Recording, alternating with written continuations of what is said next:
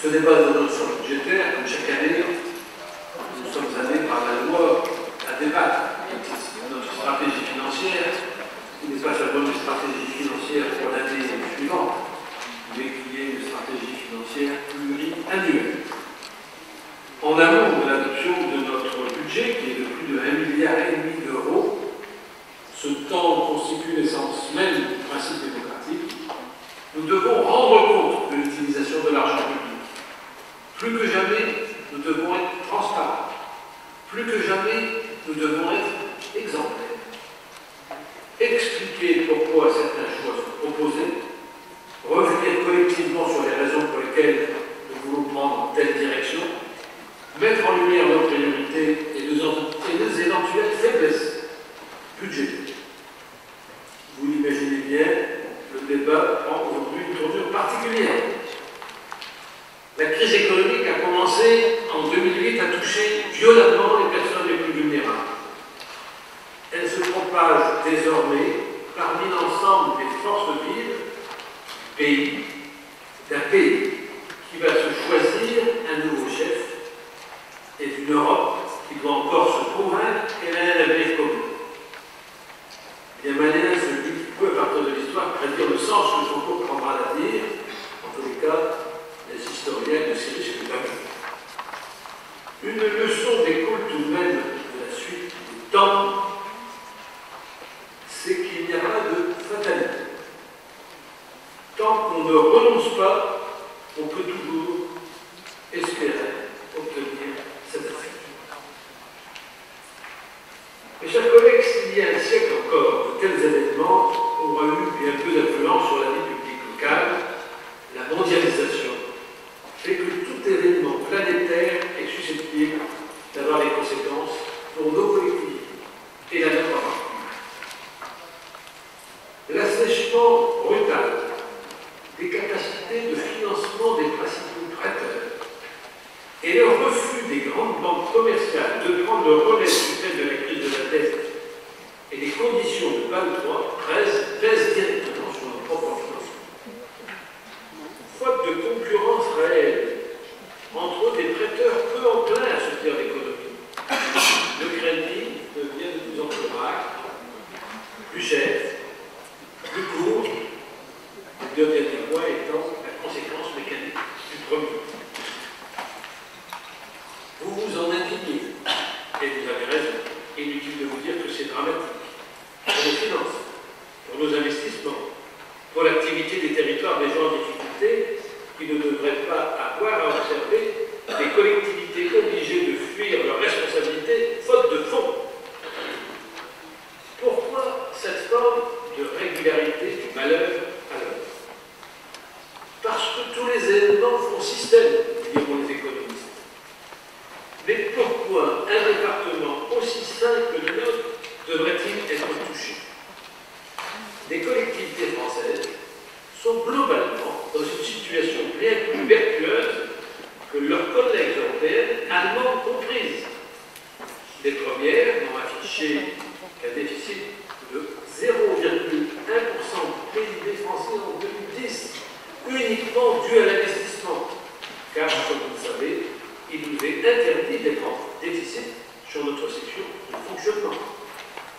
Les Allemands ont enregistré dans le même temps un déficit correspondant à 1,2% du PIB germanique, 4,1% pour les collectivités espagnoles.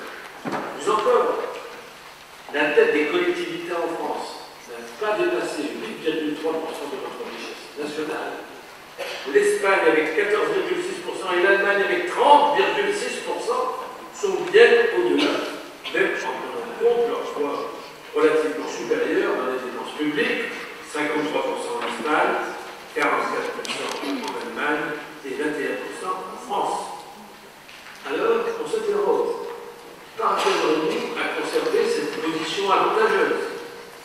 Les collectivités françaises profitent certes d'être plus jeunes que leurs homologues européennes en ce qu'elles ont été dotées de pouvoirs substantiels seulement avec les 2 actes de décentralisation pris à 20 ans d'intervalle, l'un par un président socialiste, l'autre par un président se revendiquant du gaullisme.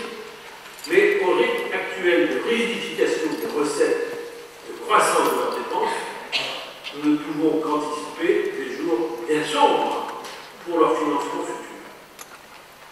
Comment devons-nous le vivre? Il y a plus de 300 ans, alors que le mot de démocratie n'était encore qu'un concept de l'Athènes antique et que la République était forcément celle des anciennes, La Fontaine, en une de ses fables peut-être les moins connues, il s'agit du lion et du chasseur, poétisait ainsi. La vraie épreuve du courage n'est que dans le danger que l'on touche du doigt. Tel le chercher, dit-il, qui, changeant de langage, s'enfuit aussitôt qu'il le voit. Reprenons cette morale de notre conte. Ce n'est pas face à un environnement aussi critique que la nôtre que nous devons reculer. Quand tout s'effondre, ce n'est pas le moment de fuir nos responsabilités, mais bien d'indiquer le chemin à suivre et de s'engager fermement sur la route. Le courage est la vertu qui rend possible toutes les autres en les rendant efficaces et opérantes. Mais qu'est-ce donc que notre courage? Pour ne pas laisser à tort la récupération de notre patrimoine, je voudrais citer Jaurès, qui, en son discours le plus célèbre, celui à la jeunesse, à Albi, nous montrait la voie. Il faut parfois se rappeler en ces temps difficiles les pensées du passé si l'on ne veut pas être condamné à les revivre. Le courage, disait-il, ce n'est pas de laisser aux mains de la force la solution des conflits que la raison peut résoudre. Le courage, c'est d'aller à l'idéal et de comprendre le rêve. Le courage, c'est de chercher la vérité et de la dire. C'est de ne pas subir la loi du mensonge triomphant qui passe et de ne pas faire écho de notre âme, de notre bouche et de nos mains aux applaudissements imbéciles et aux muets fanatiques. Voilà pourquoi nous nous battons cette année. Il s'agit du courage de la sincérité tout d'abord. Celui de ne pas tenir le langage que l'on pense que les électeurs voudraient que l'on tienne. Celui de vous donner à voir un budget totalement honnête, fondé sur des bases de calcul transparentes, fiables, mesurées, prudentes. Le courage de la constance ensuite. Celui d'avoir refusé fermement les prêts audacieux, si ce n'est fallacieux, de certaines banques. Cette constance nous honore actuellement, mais elle n'était pas facile, sous la pression cumulée de l'UPR, de la mode et de certains arguments financiers. Elle nous permet d'effectuer désormais des choix politiques et non des choix de gestionnaires. Il y a le courage de la morale. La critique de la politique relève trop souvent d'une crise de confiance, parfois fondée sur des accommodements dont certains n'ont plus pouvoir user pour mener leur action. Il y a le courage intellectuel, plus personnel, celui de s'opposer au langage du déterminisme teinté de lueur financière. C'est aux politiques de contrôler la finance et pas à la finance de contrôler la politique. Il y a le courage collectif, enfin, celui de la cité, celui de notre collectivité, le vôtre, mes chers collègues, comme celui des services du département, celui qui devra nous permettre de mener des projets au service de nos concitoyens. Que l'on pense au mot de Pierre Mendès France dans un discours à la jeunesse s'exprimant en 1955. Il disait que vous ne pouvez pas vous borner à répéter à quoi bon. Vous devez vous employer dès maintenant à faire changer ce qui doit être changé. Sinon, un jour, vous trouverez écrasante la charge des hypothèques que vous aurez laissé accumuler sur vous. Et évidemment, mes chers collègues, vous imaginez bien, le courage, c'est comme le reste. Et en particulier, c'est comme l'amour. En parler, c'est bien. Et ce n'est rien sans épreuve. Et donc, il faut faire preuve de courage. La première preuve de notre courage, c'est justement de maintenir notre niveau d'investissement. Afin de ne pas casser le peu de dynamisme économique qui reste encore dans le département, afin de tenir nos engagements vis-à-vis de nos administrés, afin de soutenir nos partenaires. À l'évidence, ce n'est pas la voie la plus commode. Tailler dans le vif nos dépenses d'investissement, réduire nos engagements pour nos partenaires, ramasser le déploiement de nos politiques publiques, voilà ce à quoi ressemblerait une politique de la facilité. Mais quels seraient les plus pénalisés dans ce cas? Sans doute des milliers de bénéficiaires du Pas-de-Calais de nos politiques volontaristes. Et cela, nous ne pouvons pas l'accepter. La seconde preuve, c'est de s'engager à être plus performant, afin de nous permettre d'être toujours plus politique, au sens le plus noble du terme, au moment où la nation a besoin d'orientation claire et d'espoir.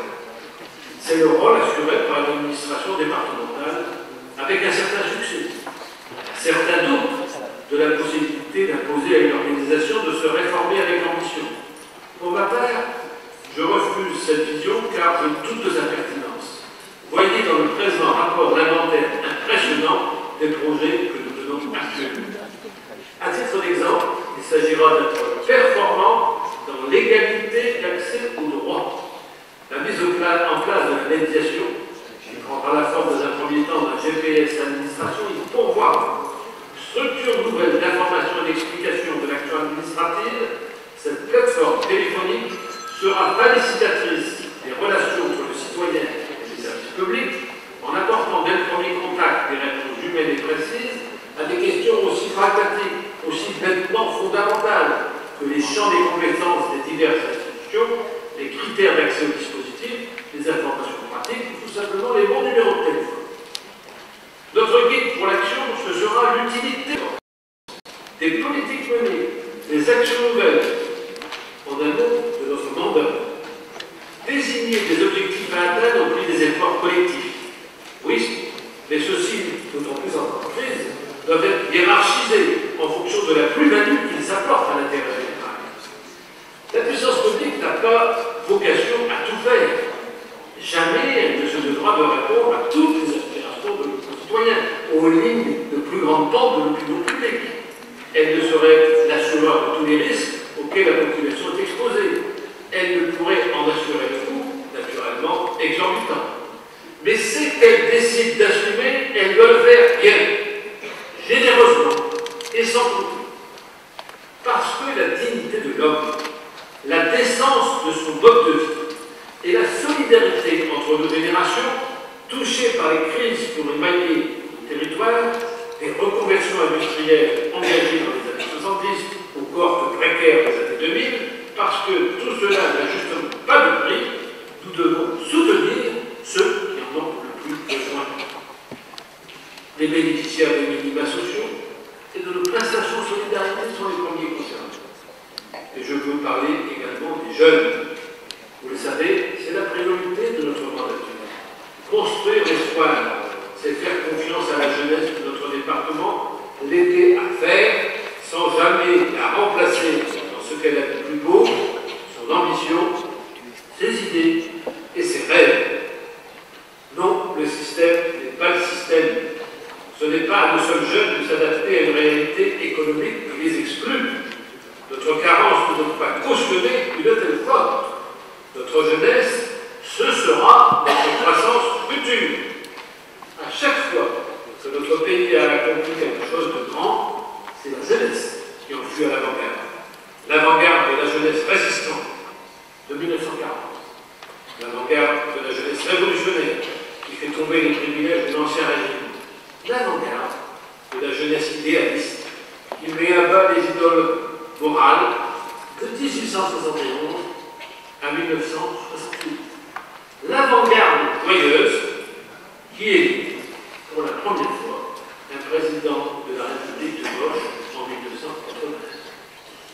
La jeunesse, écrivait Jules Romain, c'est le temps qu'on a devant soi. Du temps devant soi. Voilà ce que nous avons de plus précieux à offrir à nous-mêmes par notre sérieux budgétaire sur moyen terme, à l'usager par le gain de temps procuré par les services publics améliorés, à nos jeunes par la confiance que, collectivement, je vous demande de leur signifier. Voilà tout ce déploie notre courage, tant pour l'année à venir. Merci de